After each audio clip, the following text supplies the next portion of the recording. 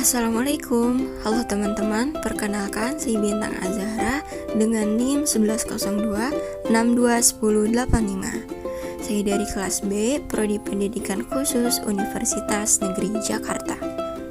Pada video kali ini, saya akan membagikan sedikit mengenai specific learning disabilities dalam rangka memenuhi tugas ujian tengah semester mata kuliah pendidikan anak berkesulitan belajar dengan dosen pengampu Ibu Riana Bagoskorowati, PhD.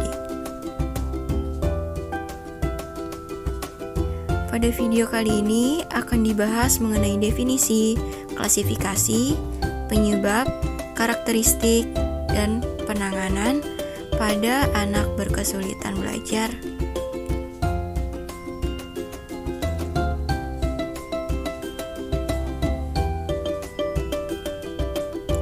Definisi kesulitan belajar secara harfiah merupakan terjemahan dari bahasa Inggris, yaitu learning disability, yang berarti ketidakmampuan belajar.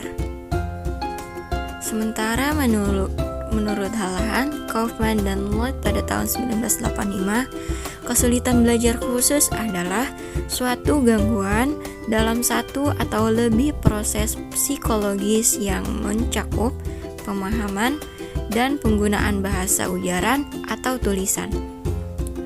Gangguan tersebut mungkin menampakkan diri dalam bentuk kesulitan mendengarkan, berpikir, berbicara, membaca, menulis, mengeja, atau berhitung.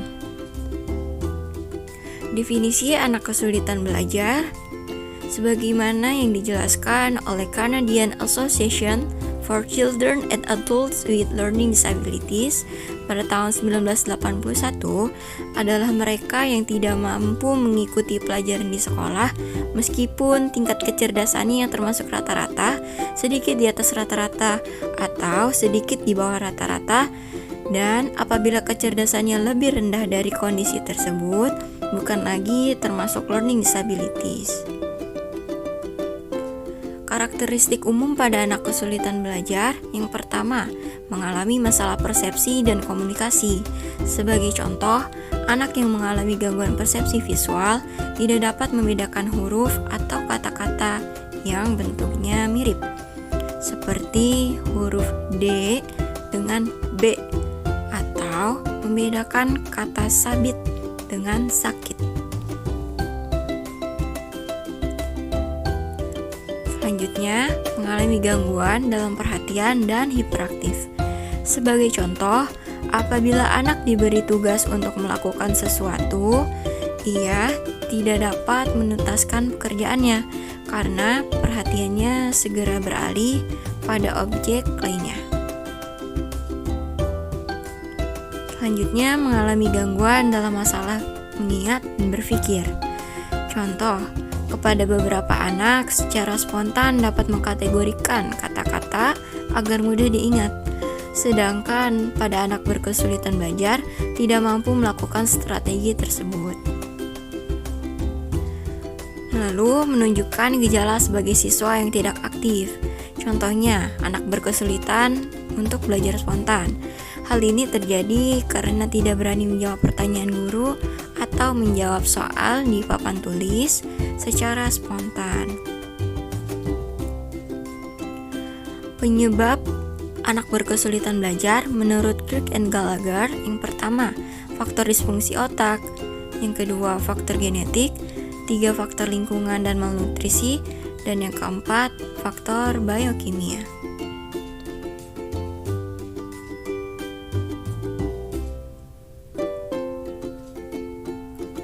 Yang pertama ada faktor disfungsi otak, yaitu penyimpangan dalam perkembangan otak yang minimal.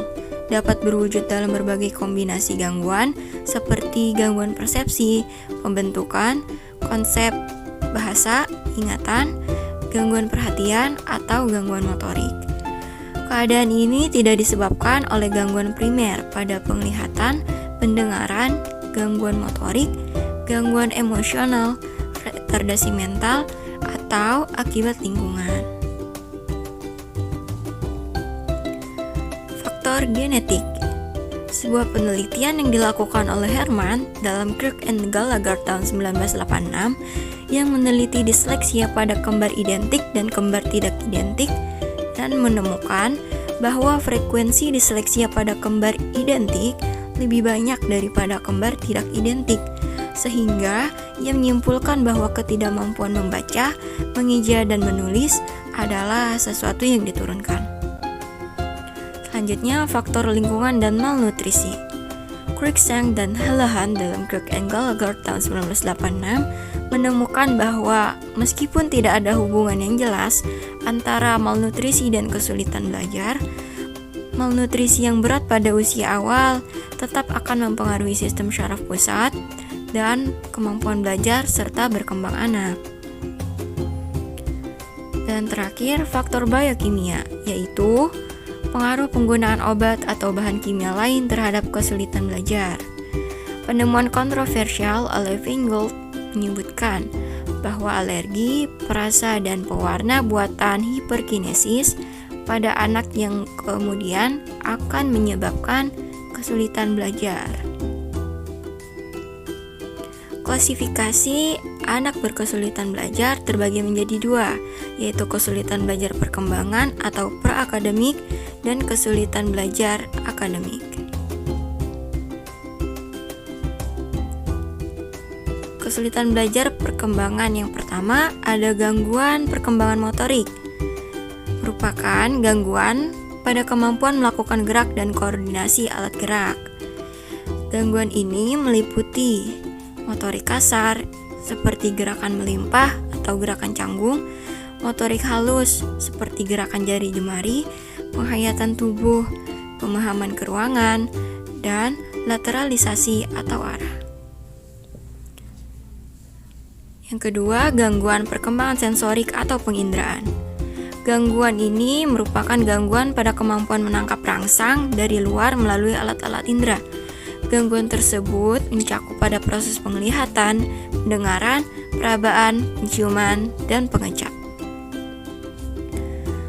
Lalu, gangguan perkembangan perseptual atau pemahaman apa yang diinderai. Merupakan gangguan pada kemampuan mengolah dan memahami rangsang dari proses penginderaan, sehingga menjadi informasi yang bermakna. Bentuk-bentuk gangguan tersebut meliputi gangguan dalam persepsi auditori, persepsi visual, visual motorik, pemahaman konsep, memori, dan spasial. Selanjutnya, gangguan perkembangan perilaku merupakan gangguan pada kemampuan menata dan mengendalikan diri yang bersifat internal dari dalam diri anak. Gangguan tersebut meliputi ADD atau Attention Deficit Disorder. Yang kedua, ADHD atau Attention Deficit Hyperactivity Disorder atau gangguan perhatian yang disertai hiperaktivitas. Selanjutnya, kesulitan belajar akademik. Yang pertama, ada disleksia atau kesulitan membaca. Disleksia atau kesulitan membaca adalah kesulitan untuk memaknai simbol, huruf, dan angka melalui persepsi visual, audit, dan auditoris. Selanjutnya ada disgrafia atau kesulitan menulis. Disgrafia adalah kesulitan yang melibatkan proses menggambar simbol-simbol bunyi menjadi simbol-simbol huruf atau angka. Lalu ada diskalkulia atau kesulitan berhitung. Kesulitan berhitung adalah kesulitan dalam menggunakan bahasa simbol untuk berpikir, mencatat, dan mengkomunikasikan ide-ide yang berkaitan dengan kuantitas atau jumlah. Penanganan pada anak berkesulitan belajar dapat terbagi menjadi dua. Yang pertama, penata laksana di bidang medis seperti terapi obat, terapi perilaku, dan psikoterapi suportif. Sementara penata laksana di bidang pendidikan dapat berupa terapi remedial, yaitu bimbingan langsung oleh guru yang terlatih dalam mengatasi kesulitan belajar anak.